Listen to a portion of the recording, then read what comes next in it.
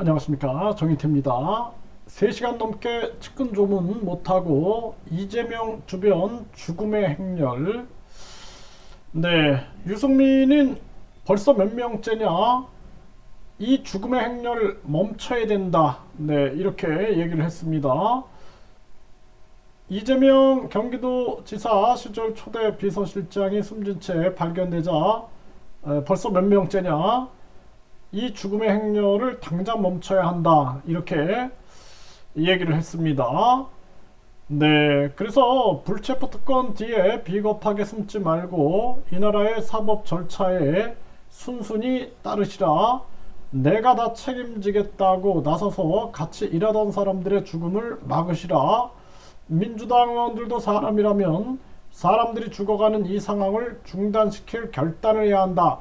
이렇게 촉구를 했고요. 정치고 뭐고 다 떠나서 인간으로서 더 이상 희생은 막아야 할 책임이 이재명 대표 당신에게 있다.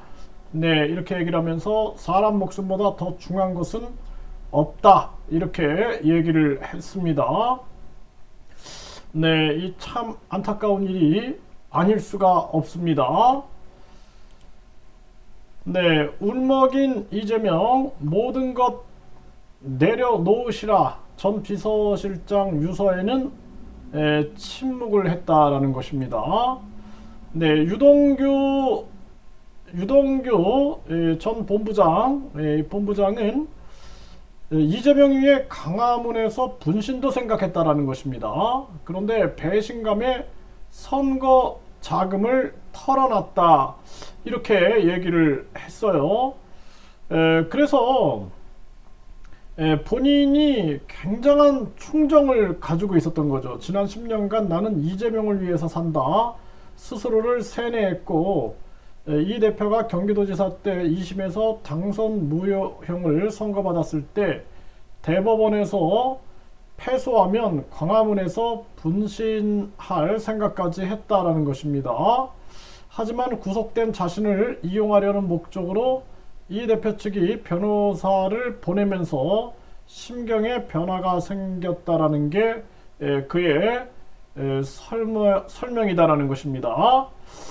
네, 그러면서 내가 구속된 지 얼마 되지 않았을 때 김모 변호사가 캠프 윗선에서 보내서 찾아왔다면서 그는 재판에도 안 들어오고 접견만 했다.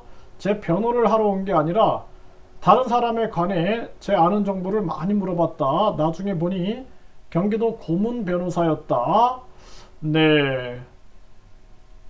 이 대표 측에서 변호사를 보내지 않았다면 세뇌 상태에 머물러 있었을 것이다. 이런 얘기를 했습니다.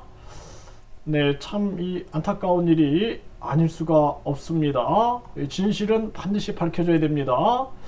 네, 제발 남 핑계 좀 그만해라. 유동규 검찰 탓 이재명을 직격했습니다. 네, 그러면서 이재명 전 비서실장 사망에 너무 가슴이 아프다. 책임질 건 책임지길. 네, 이렇게 얘기를 했습니다.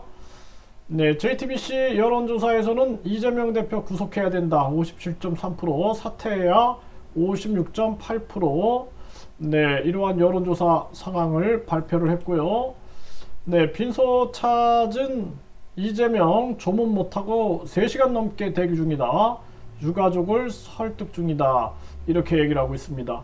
이제 이재명 대표가 대표직에서 내려와서 성심을 다하여 재판에 임하는 거 외에는 길이 없다. 저는 그렇게 생각을 하고요.